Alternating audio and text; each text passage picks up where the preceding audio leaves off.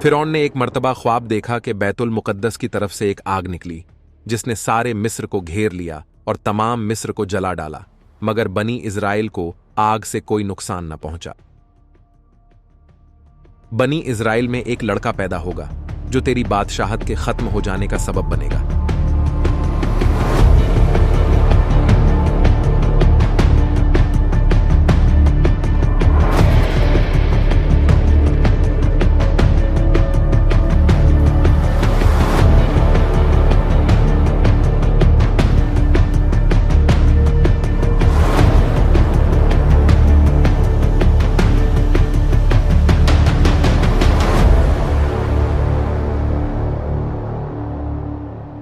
बिस्मिल्लाहिर्रहमानिर्रहीम।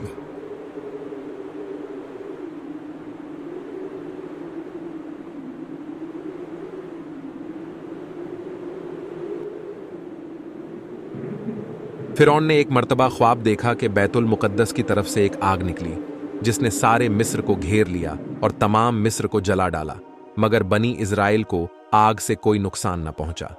यह अजीबोगरीब ख्वाब देखकर फिरौन परेशान हो गया। उसने नजूमियों से ताबीर मालूम की तो उन्होंने बताया कि बनी इज़राइल में एक लड़का पैदा होगा जो तेरी बादशाहत के खत्म हो जाने का सबब बनेगा। यह सुनकर फिरौन ने हुक्म दिया कि बनी इज़राइल में जो भी लड़का पैदा हो उसे कत्ल कर दिया जाए। इस तरह फिरौन के हुक्म से 12,000 या 7,000 लड़के कत्ल कर दिए गए। मेरे अजीज सामीन, पुराने जमाने में मिस्र के बादशाहों का लक़्ब फिरौन हुआ करता था। इसी तरह रोम के बादशाह का कैसर, पारस ईरान के बादशाह का किसरा, यमन के बादशाहों का तुब्बाह, तुर्क के बादशाहों का खाकान और हबशा के बादशाहों का लक़ब नजाशी था। ये जितने भी बादशाह गुजरे हैं, इन सब में हज़रत मूसा अलैहिस्सलाम के दौर का फिरौन सबसे ज़्यादा बद इखलाक, सख्त दिल और जालिम था।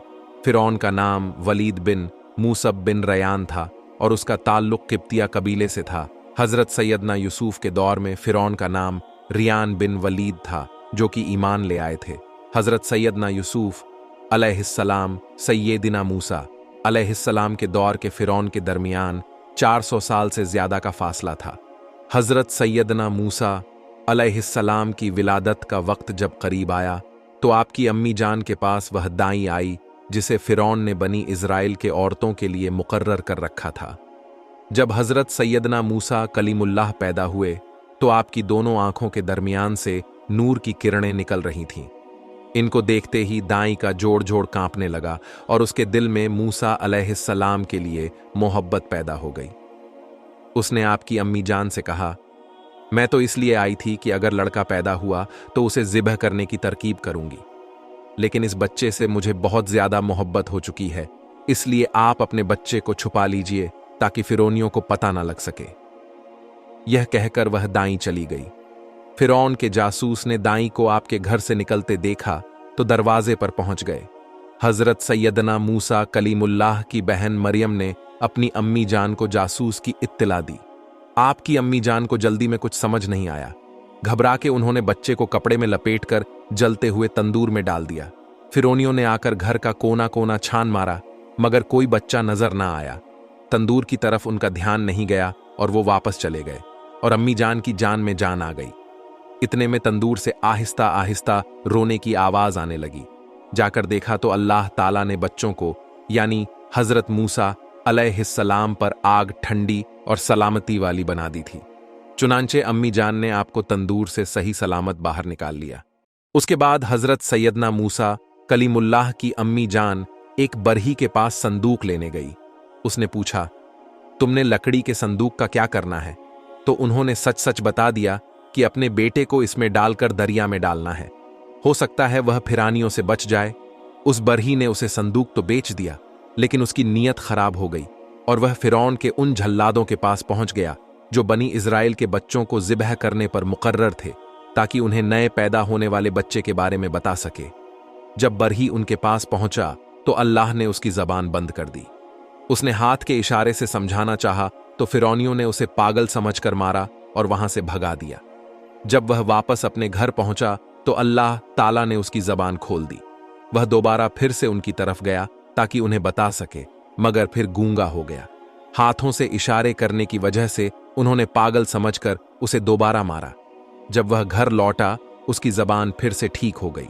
जब वह तीसरी मर्तबा उन्हें बताने के लिए पहुंचा तो जबान फिर बंद हो गई और अंधा हो गया। इसलिए उन्होंने पिटाई करके उसे फिर से भगा दिया। इस पर उसने सच्चे दिल से तौबा कर ली, या अल्लाह तबारक व रहमान, अगर तू मुझे अब की बार जबान और बिनाई दे देगा तो फिर किसी को उस बच्चे के बारे में नहीं बताऊंगा। अल्लाह ने उसकी तौबा कबूल कर ली और उसके बोलने और देखने की ताकत लौट आई। मेरे अजीज सामईन, इस रिवायत से यह मालूम हुआ कि बुरी नीयत का फल हमेशा बुरा होता है। यह भी मालूम हुआ कि को बुरी नीयत से तौबा कर लेने पर उसकी वजह से आई हुई मुसीबत अल्लाह रब्बुल इज्जत दूर कर देता है। आप सब अच्छे बच्चे बन जाएं और अपनी नीयत बना लीजिए कि हम तो किसी मुसलमान का ना बुरा देखेंगे, ना बुरा सुनेंगे और ना बुरा बोलेंगे। हम जब भी बोले अच्छी बात बोले और न ही हम किसी भी मुसलमान का ऐब देखें, और अगर मालूम हो तब भी किसी को ना बताएं, और अगर कोई सुनाए तो सुनने से भी परहेज करें, और हर मुसलमान के बारे में शरीयत के दायरे में रहकर सिर्फ अच्छी बात करें। फिरौन के हुक्म से जिन दिनों बनी इस्राइल में पैदा होने वाले लड़के बेदर्दी से जिबाह किए जा रहे थे, उन्हीं दिनों हजरत सैयदना मूसा अलैहिस्सलाम पैदा हुए। आपकी अम्मी जान ने फिरौन के खौफ से आपको एक संदूक में रख दिया और दरिया ए नील में बहा दिया। दरिया नील से निकलकर एक नहर फिरौन के महल के करीब बहती थी। यह संदूक दरिया ए नील से बहता हुआ नहर में चला गया। फिरौन और उसकी बीवी हजरत बीबी आसिया, जो कि बाद में हजरत सैयदना मूसा कलीमुल्लाह पर ईमान लाई थी, दोनों महल में बैठकर नहर का नजारा कर रहे थे। जब उन दोनों ने संदूक बहता हुआ देखा तो नौकरों को भेजकर वह संदूक मंगवा लिया। जब संदूक खोला गया तो उसमें से एक निहायत खूबसूरत बच्चा निकला। फिरौन और बीवी आसिया दोनों के दिलों में उस बच्चे की मोहब्बत पैदा हो गई, और हजरत बीबी आसिया ने फिरौन से कहा कि इस बच्चे को हम अपने पास रख लेते हैं। हजरत मूसा सैयदना अभी दूध पीते बच्चे थे, इसलिए उनको किसी दूध पिलाने वाली औरत की तलाश थी, मगर आप किसी औरत का दूध पीते नहीं थे। उधर हजरत मूसा अलैहिस्सलाम की अम्मी जान बेहद परेशान थी कि ना मालूम मेरा बच्चा कहाँ है और किस हाल में होगा।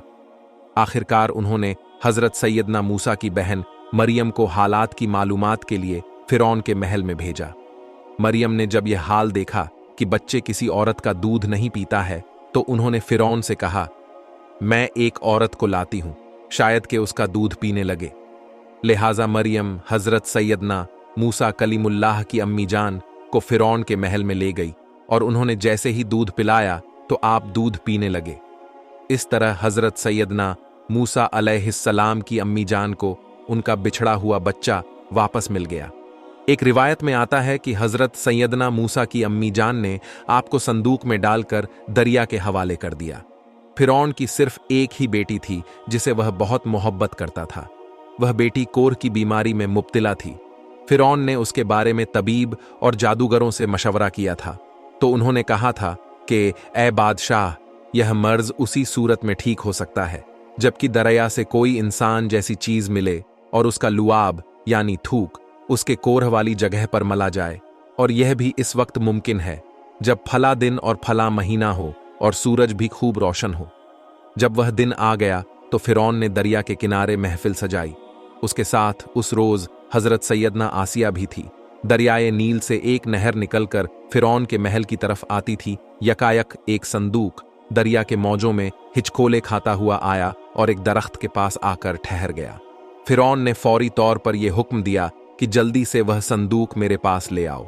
उसके नौकर कश्ती में बैठकर संदूक तक पहुंचे और उन्होंने वह संदूक लाकर फिरौन के सामने पेश कर दिया।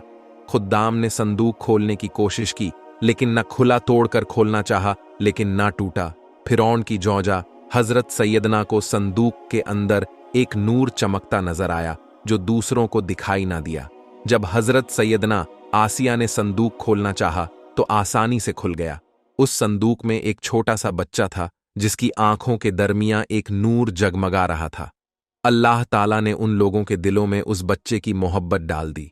फिरौन की बेटी ने उस बच्चे का लुआब मुबारक लेकर जब अपने कोढ़ वाले हिस्से पर लगाया तो उसी वक्त ठीक हो गई। उसने मोहब्बत से बच्चे को सीने से लगा लिया। फिरौन को कुछ लोगों ने कहा कि कहीं यह वही बच्चा तो नहीं जिससे हम बचना चाहते हैं। मुमकिन है कत्ल के खौफ से उसे दरिया में डाल दिया गया हो। फिरौन ने यह सुनकर उस बच्चे को ज़िबह करने का इरादा कर लिया, लेकिन हजरत सैयदना आसिया फिरौन को समझा बुझाकर मना लिया और बच्चे को अपना बेटा बना लिया। हजरत सैयदना मूसा अलैहिस्सलाम एक दिन फिरौन के पास एक छोटी सी डंडी से खेल रहे थे। अचानक आप सैयदना ने वह डंडी फिरौन के सर पर दे मारी। फिरौन उस मार पर सोच में पड़ गया और आखिरकार आपको कत्ल करने का इरादा कर लिया। तो हजरत बीबी आसिया बोली, गुस्सा मत करो और खुद को काबू में रखो, क्योंकि ये तो छोटा बच्चा है। अगर तू चाहे तो उसको आजमा ले। मैं एक थाली में सोना और एक थाली में अंगार रख देती हूं, तो देख लेना कि यह किस चीज को उठाता है। फिरौन इसके लिए तैयार हो गया। जब हजरत सैयदना मूसा ने सोने की तरफ हाथ बढ़ाया तो फरिश्ते ने उनका हाथ पकड़कर अंगारे की तरफ कर दिया।